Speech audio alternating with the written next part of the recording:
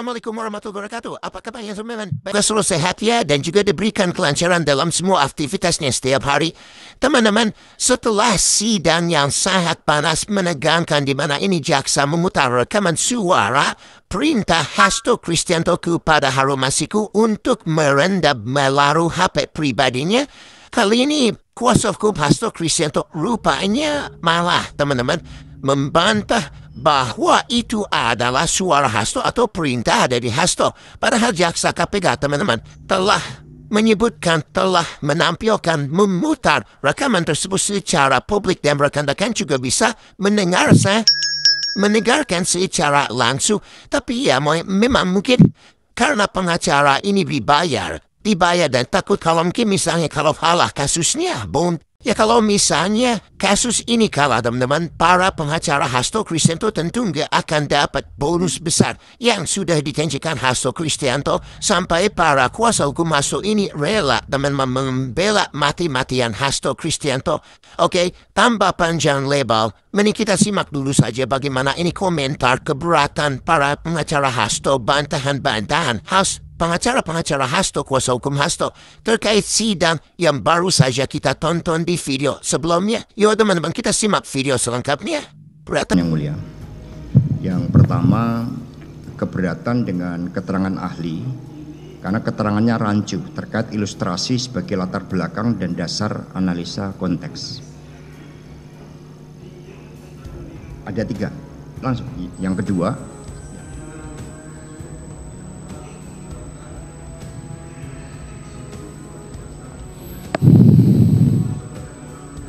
ya, betul.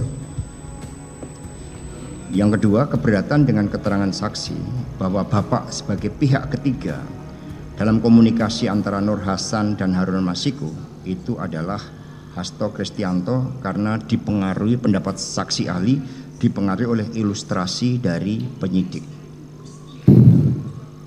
Ya, tetap.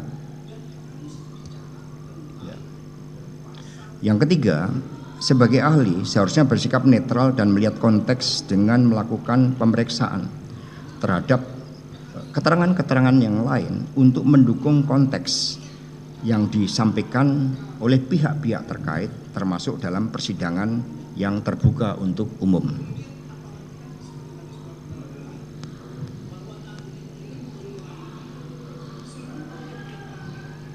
Ya, saya tetap pada keterangan saya tadi, karena yang diberikan kepada saya atau sebagai bidangnya saya itu bidang bahasa, begitu. Jadi saya bukan saksi yang melihat fakta persidangan, bukan.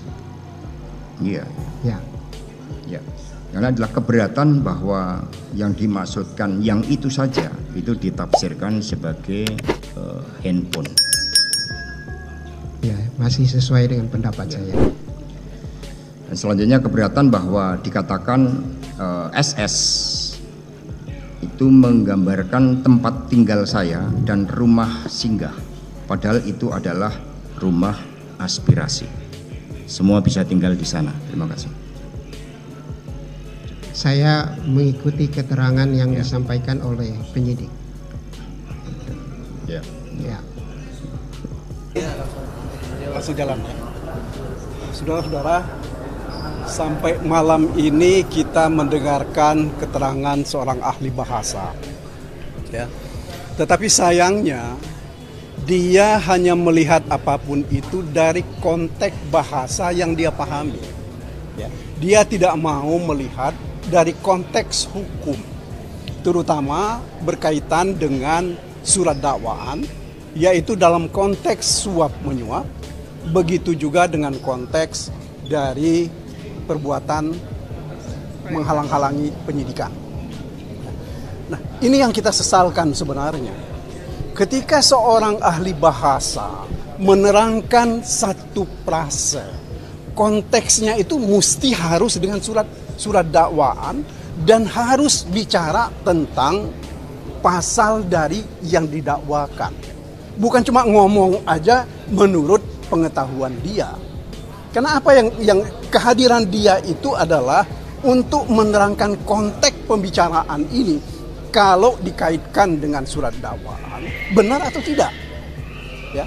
Kemudian apalagi kan seperti tadi saudara-saudara dengar, bahwa ahli ini menerangkan semua yang dia terangkan itu berasal dari penyidik. Apa ya? Ya seperti apa ya? Kalau saya boleh beri istilah, dia itu seperti anak burung yang dimamahi oleh ibunya burung, dikasih makan oleh ibunya burung. Nah itu yang terjadi. Sementara kita mau mengatakan menegakkan hukum untuk keadilan dan kebenaran.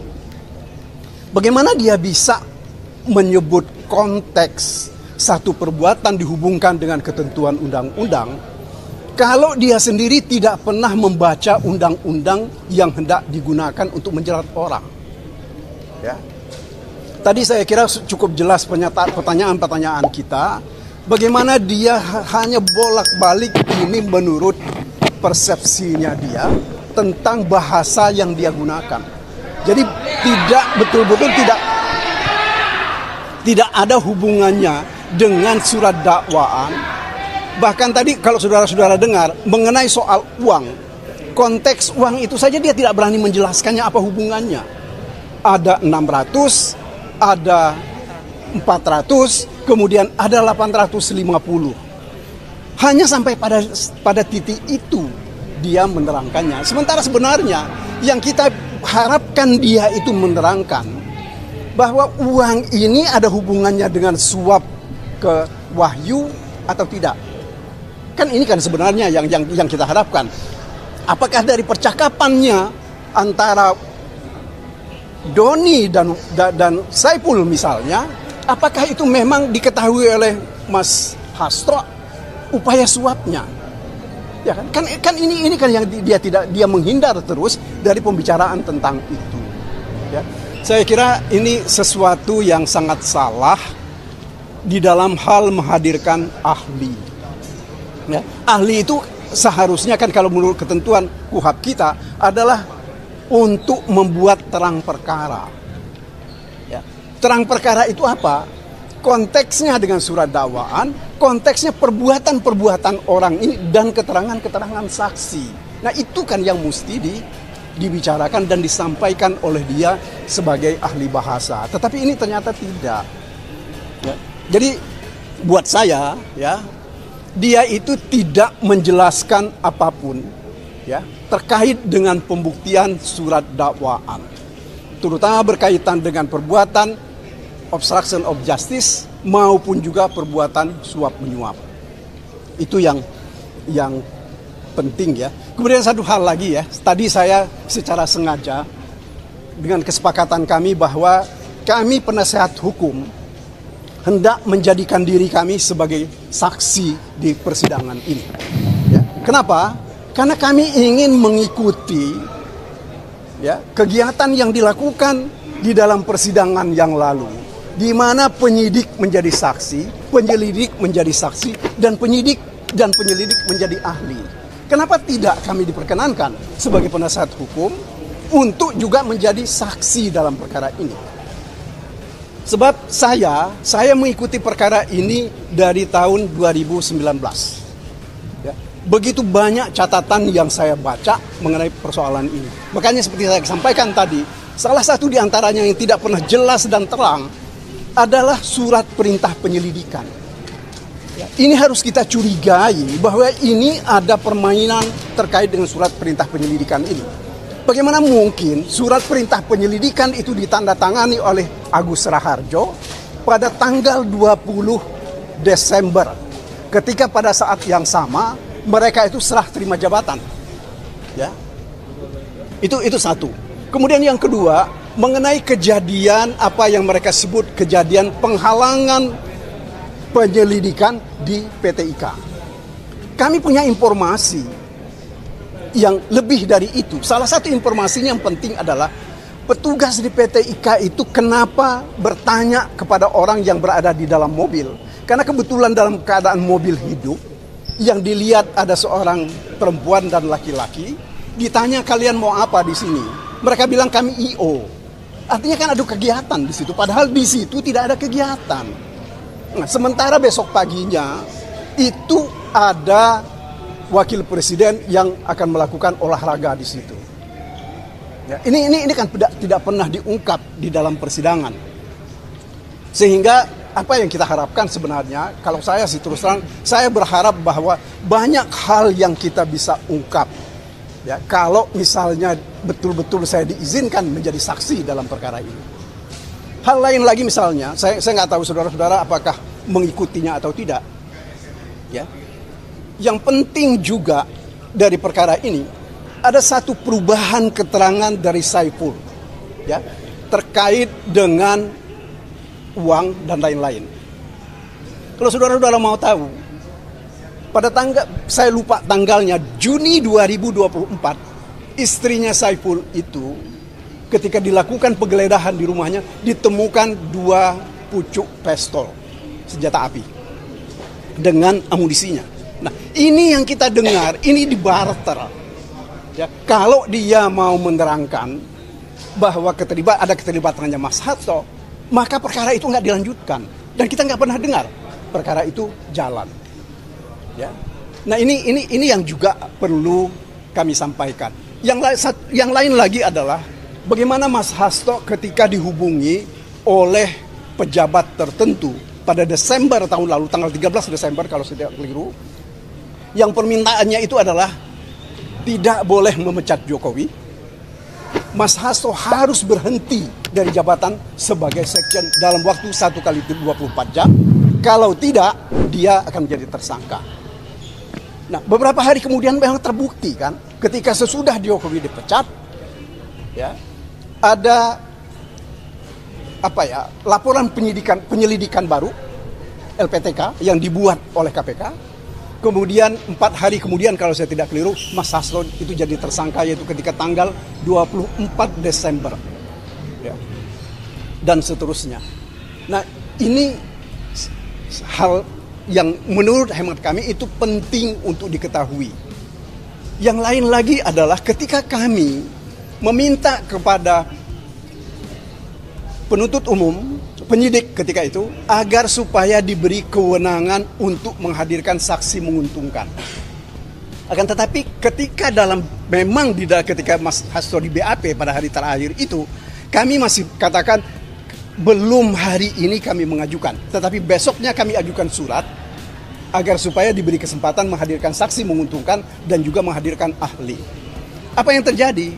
1 hari kemudian berkas perkara dilimpahkan dalam tahap kedua dari penyidik kepada penuntut umum. Sehingga kami tertutup kesempatan kami untuk menghadirkan saksi dan menghadirkan ahli. Kenapa? Kenapa mereka bisa cepat-cepat seperti itu? Karena kami juga sedang melakukan gugatan pra peradilan di Pengadilan Negeri Jakarta Selatan. Sesudah Pak Juyamto yang mulia itu, ya, menyatakan permohonan pra peradilan kami tidak bisa diterima. Nah, inilah persoalan-persoalan yang menurut hemat kami perlu diungkap. Perlu ada orang yang mengungkapnya. Dan ini yang tidak pernah diungkap oleh saksi-saksi yang dihadirkan oleh KPK. Ya, karena kami juga tidak mempunyai saksi yang banyak, makanya kami rencanakan saya dan Joy Yohanes yang akan bersaksi untuk perkara ini. Kalau besok diizinkan oleh ketua majelis. Saya kira itu dari saya, terima kasih. Patra kalau mau ditambahin. Saya tambah sedikit aja. Tahun 1953 di Inggris, ya, ada seorang remaja usia 19 tahun. Namanya Derek Bentley. Ya. Si remaja ini dihukum mati gara-gara dituduh, ya, melakukan perampokan yang mengakibatkan nyawa orang hilang. Usia 19 tahun dihukum mati. Ya. Ada seorang profesor kemudian menyelidiki dengan menggunakan yang namanya ilmu bahasa. Disitulah muncul yang disebut dengan linguistik forensik. Asal ibu bapak tahu ini saya terangkan ini. sejarah forensik bahasa atau bahasa forensik adalah agar hak asasi manusia bisa dipenuhi. Seorang yang dituduh bersalah bisa dipulihkan. Di persidangan ini justru sebaliknya. Ahli bahasa digunakan untuk menuduh atau menghukum orang. Kenapa kita bisa simpulkan begitu? Pada saat persidangan Wahyu Setiawan dan Agustiani Tio dan persidangan Saiful Bari, apa ada ahli bahasa yang diajukan? Ora ono. Ya. Pertanyaannya, kenapa dalam perkara yang sama suap kok penuntut umum hadirkan ahli bahasa yang sekali lagi analisis, penafsiran, penjelasannya hanya dasarnya BAP, berita acara pemeriksaan. Sekali lagi, kalau keterangan-keterangan di BAP sudah luntur, gugur, udah dari kapan tahu, nggak bisa dipakai. Ya. Yang kedua, kenapa diajukan ahli bahasa? Karena inilah kali kesempatan terakhir penuntut umum nih. Hari ini nih kesempatan terakhir bagi penuntut umum untuk membuktikan dakwaan. Dilihat nih bahwa keterangan saksi nggak ada yang memberatkan. Coba-coba deh kita ajukan ahli, kan gitu. Yang tujuannya menafsirkan. Ibu bapak, poin yang kedua adalah keterangan ahli tidak bisa menggantikan keterangan saksi. Mau ahli bahasa itu ngomong sampai 2 hari 2 malam, begitu saksi yang bilang enggak katanya, bukan merendam, bukan pasto, gugur itu keterangan ahli itu. Ya. Jadi poin kedua, keterangan ahli tidak bisa menggantikan keterangan saksi. Poin ketiga apa? Kalau saksi 15 tidak bisa membuktikan dakwaan, kalau 3 ahli juga nggak bisa membuktikan dakwaan, saya tanya ibu deh, yang serius betul menghadiri dan menyaksikan sidang, mestinya putusannya bebas dong. Betul, bebas. Benar nggak? Iyalah. Bapak deh, yang dari awal. Bebas. Tunjukkan sama saya keterangan saksi dari 15 yang menyatakan bahwa Pak Hasto terlibat suap. Keterangan siapa? Nggak ada. Tunjukkan sama saya dari 15 saksi yang disidangkan oleh penuntut umum yang menyatakan Pak Hasto terlibat perintangan penyidikan. Ora ono. Ya. Jadi ibu bapak, ya, sekali lagi tak bosan ibu bapak, ya, yang menyaksikan sidang sangat tegas, jelas, tahu, mengikuti, tidak ada seorang saksi pun, ya, yang bisa menguatkan dakwaan. Karenanya kita berharap, berdoa, ya, majelis hakim berani untuk memutus Pak Hasto bebas dari segala tuntutan. Itu saya. Merdeka. Terima kasih ya. Ora ono kan? Ora ono. Barusan kita telah mendengar pernyataan 2 kuasa hukum Hasto Kristianto, Pak Magdir Ismail, dan juga satu lagi Roni Talapesi, teman-teman, terkait kesaksian ahli bahasa dari Universitas Indonesia Bapak Franz Assisi yang menyebut bahwa memang benar suara atau perintah merendam itu berasal dari Hasto Kristianto. Ya wajar saja kalau misalnya kuasa hukumnya menolak karena memang sudah tugas yang membela Hasto Kristianto. Ya wong dibayar, wong mau dapat bonus, ya harus mati-matian, harus all out membela Pak Hasto Kristianto biar bonusnya tetap cair. Tapi kalau misalnya kita melihat agak sulit juga teman-teman. bakal agak sulit untuk Pak Hasto bisa memenangkan persidangan karena berbagai bukti-bukti dari KPK, jaksa KPK telah ditampilkan saat berat posisi Pak Hasto, apalagi rekaman suara Hasto Kristianto, Nur Hasan, dan juga siapa itu?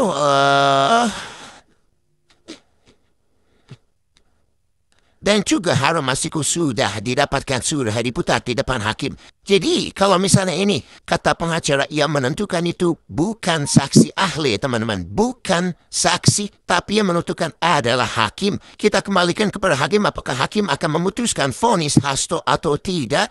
Karena itu jangan kemana-mana, tetap subscribe dan nyalakan lonceng notifikasinya biar kita bisa terus mengupdate berita-berita terbaru terkait sidang Sekjen PDP Hasto Kristianto.